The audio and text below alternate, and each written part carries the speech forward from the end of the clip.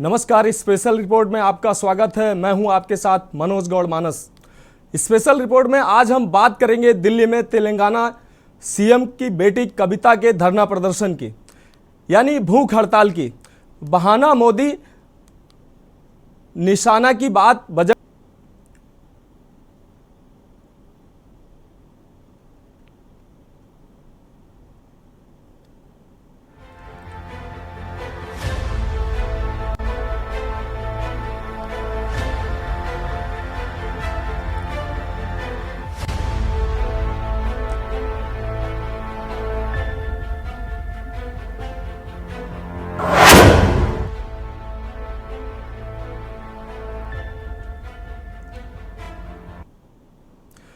जी हाँ, तो अपने स्पेशल रिपोर्ट में पहले खबर की बात करेंगे। भूख हड़ताल बहाना मोदी निशाना। दरअसल दिल्ली आबकारी घोटाला मामले में प्रवर्तन निदेशालय ईडी के समक्ष पेशी से पहले भारत राष्ट्र समिति की नेता के कविता ने काफी समय से लटके महिला आरक्षण विधेयक को जल्द पारित करने की मांग को लेकर दिल्ली में भूख हड़ताल में समाजवादी पार्टी नेता सीमा शुक्ला, तेलंगाना की शिक्षा मंत्री सबिता इंद्र रेड्डी और राज्य की महिला एवं बाल विकास मंत्री सत्यवती राठौर शामिल हुई। के कविता की महिला आरक्षण विधेयक की मांग तो बहाना है। दरअसल विपक्ष 2024 के मद्देनजर मोदी सरकार पर लगातार निशाना साध रहा है। इसी मकसद से ये भूख हड़ताल की गई है। पेश है ये खास रिपोर्ट।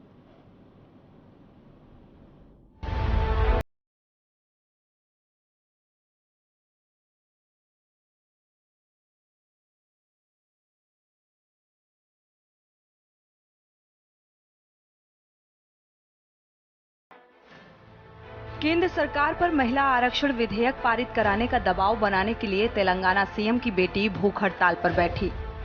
भारत राष्ट्र समिति की एमएलसी के कविता दिल्ली के जंतर मंतर पर विपक्षी नेताओं के साथ पहुंची तो उन्हें विपक्षी दलों ने हाथों हाथ लिया। कम्युनिस्ट पार्टी ऑफ इंडिया के राष्ट्रीय महासचिव सीताराम येचुरी ने भूख हड़ताल का शुभारंभ किया। सीताराम येचुरी ने अपने उद्घाटन भाषण में कहा कि हमारी पार्टी विधेयक के पारित न होने तक इस विरोध प्रदर्शन में कविता का समर्थन करेगी।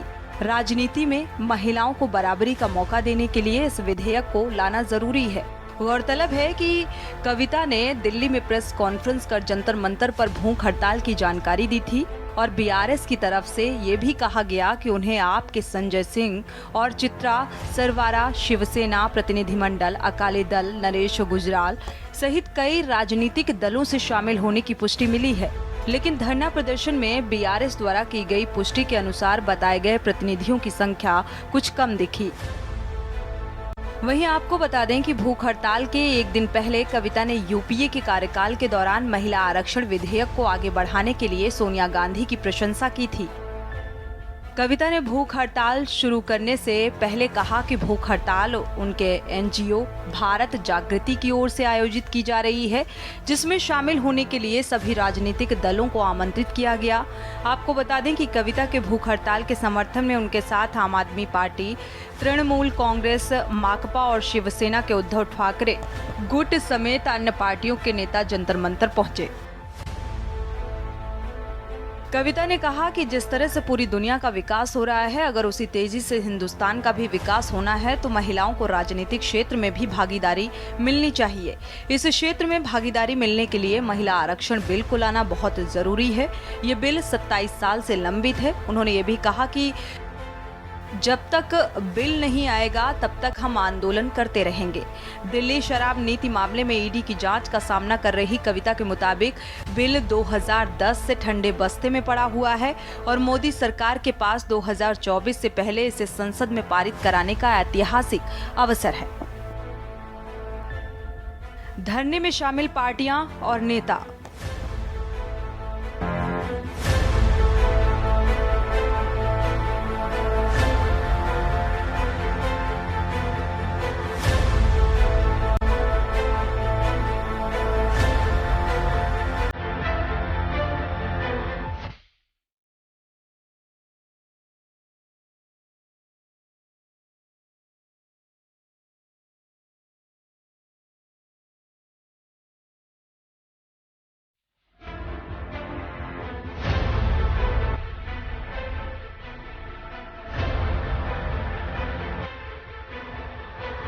महिला आरक्षण बिल महिलाओं के लिए लोकसभा और सभी राज्य विधानसभाओं में 33% सीटें आरक्षित करने का प्रयास करता है। इस बिल को मई 2008 में राज्यसभा में पेश किया गया था और एक स्थायी समिति को भेजा गया था। 2010 में इसे सदन में पारित किया गया था और लोकसभा को भेजा गया था, लेकिन ये बिल 15वीं लोकसभा में लुप्त होता गया। कविता ने कहा है कि पीएम मोदी ने 2014 और 2019 के लोकसभा चुनावों में महिला आरक्षण बिल को लेकर वादा किया था। मोदी सरकार बहुमत होने के बावजूद संसद में इस विधेयक को पारित कराने में विफल है। देखिए, ये डिमांड आज की नहीं है, बहुत पुरानी है। लेकिन जो हमारी तेलंगाना की जो कविता मैडम है, जो एमएलसी, वो बहुत पहले से ही ये अपना काम कर रही थी। अभी जो मोदी सरकार के जो कारनामे चल रहे हैं, जैसा भी जो भी आप देख रहे हैं अभी देश में हो रहा है, कि जो भी इनके अगेंस्ट बोलेगा उसके बारे में ये गलत करेंगे, डराएंगे, धमकाएंगे, जेल भेजाएंगे। तो ये हमारे तेलंगाना का परंपरा क्या है, हम लोग ईमानदार हैं, हमारे मुख्यमंत्री ईमानदार है, हमारी पूरी गवर्नमेंट ईमानदार है, तो हम लोग इससे डरने वाले नहीं हैं। कविता जी का नाम जो है मनी लॉन्ड्रिंग में जो है लगातार आ रहा है। ईडी जो है पूछताछ भी कर रही है और आगे भी अभी पूछताछ हो रही है। क्या लगता है कि कोई शक था, उसी की वजह से जो पूछताछ हो रही है? देखिए मैडम, मैं एक बात बोलना चाहता हूँ, अगर वो लॉन्ड्रिंग केस में है तो अरेस्ट क्यों नहीं कर रहे? ये खेल क्यों खेला जा रहा है चूहे बिल्ली का? अरेस्ट कर लीजिए ना। ये लड़ाई बहुत लंबे सालों से चल रही है और जब तक महिला आरक्षण 33% महिलाओं को नहीं मिल जाएगा तब तक ये लड़ाई चलेगी। आज एक दिवसीय धरना है, भूख हड़ताल है और यहाँ पर कविता जी के समर्थन में हम लोग आए हैं। समाजवादी पार्टी 33% महिलाओं के आरक्षण का समर्थन करती है और हम चाहते हैं कि आने वाले सदन की कार्रवाई में इस बिल को प्रस्तुत किया जाए और प्रस्तुत करने के साथ इसको पास भी किया जाए। कितनी पार्टियां अभी यहाँ पे, जो सभी पार्टियां हैं, कितनी पार्टियां हैं जो यहाँ पे आके अभी इस टाइम मौजूद हैं?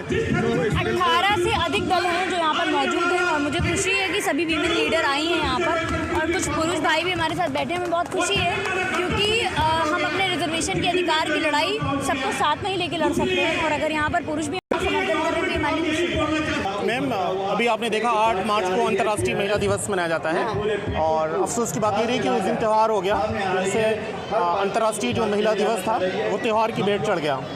लेकिन बात महिलाओं की जब होती है, जब यही सरकार जब विपक्ष में होती है तो लंबे लंबे चौड़े चौड़े वादे करती है। ये 1991 का ये मुद्दा है महिला आरक्षण बिल का और ये राज्यसभा में लाया भी गया, लेकिन आज भी सरकार, इसका कार्यकाल 9 वर्ष का होने को है और 2024 में दोबारा से चुनाव होने जा रहा है। और आप क्वेश्चन आपने किया है कि इधर ईडी ने समन भेजा है, इधर कविता जी यहाँ धरने पे बैठ गई हैं। और देखिए, ये मुद्दा कोई आज का मुद्दा नहीं है और हम सरकार को जगाने के लिए यहाँ आए हैं कि इतने पहले से जब आपने जो वादे किए हैं अभी तक आपने अपने वादे पूरे नहीं किए हैं, इसकी वजह से। और महिलाओं को जब तक रिजर्वेशन के माध्यम से जब तक सरकार में इनकी भागीदारी नहीं होगी, महिलाओं का उत्थान कहीं से नहीं होगा। कि कविता ने कहा कि ये एक बहुत ही दुखद मुद्दा है। महिलाओं को पुरुषों के बराबरी पर लेकर ही दुनिया आगे बढ़ रही है, लेकिन दुर्भाग्य से भारत में ऐसा नहीं हो पा रहा। उन्होंने ये भी कहा कि मैं पीएम सभी राजनीतिक नेताओं और विशेष रूप से राष्ट्रपति द्रौपदी मुर्मू से आग्रह करती हूं कि अगले लोकसभा चुनाव से पहले संसद के 2 सत्र होने हैं और ऐसे में केंद्र सरकार के पास ये बिल को पास कराने का अवसर है। कविता ने कहा कि महिलाओं के प्रतिनिधित्व के मामले में भारत 193 देशों में 148वें स्थान पर है। संसद में 543 में से केवल 78 महिला सदस्य हैं, जो कि 14.4% हैं। दुर्भाग्य से ये वैश्विक औसत से बहुत कम है। उन्होंने ये भी कहा कि पड़ोसी पाकिस्तान में महिलाओं के लिए 17% आरक्षण है और बांग्लादेश में उनका प्रतिनिधित्व भारत से ज्यादा है। आज हम जंतर मंतर पे मौजूद है और आपको बता दें कि बीआरएस की जो नेता के कविता यहाँ पर मौजूद है और आपको बता दें कि कविता ने संसद में मौजूदा सत्र महिला आरक्षण बिल को लेकर मांग की थी, जिसके बाद आज जंतर मंतर पर 1 दिवसीय भूख हड़ताल की जा रही है, जिसके अंदर तमाम जो पार्टी है उनके कार्यकर्ता नेता यहाँ पर मौजूद है। कविता ने कहा कि हम विरोध जताने के रूप में 10 मार्च को जंतर मंतर पर शांतिपूर्ण प्रदर्शन करेंगे, जिसके बाद आज 29 राज्यों के जो यहाँ पर महिला विंग की जो जितनी भी कार्यकर्ता हैं, महिलाएं हैं यहाँ पर मौजूद हैं। उनको बता दें कि यहाँ पर 18 पार्टी दल आरक्षण के लिए यहाँ पर मांग कर रही है, जिसके अंदर PDP, Akali Dal, TMC, JDU, RJD, Samajwadi Party, CPM, NCP, Shiv Sena, JMM, Aam Aadmi party और कुछ निर्दलीय सांसदों के साथ देश के सभी प्रदेशों से महिला संगठन शामिल हुई हैं। आपको बता दें कि आम आदमी पार्टी से यहाँ पर संजय सिंह भी यहाँ पर मौजूद हैं। यहाँ पर हमने तमाम महिलाओं से बात करने की कोशिश की, जिसके अंदर साहब हमको पता चला कि जितने भी यहाँ पर महिला यहाँ पर मौजूद है वो के कविता के समर्थन पे यहाँ पर नजर आई। कैमरामैन शिवम के साथ मैं मानव कश्यप, के न्यूज़ इंडिया, दिल्ली।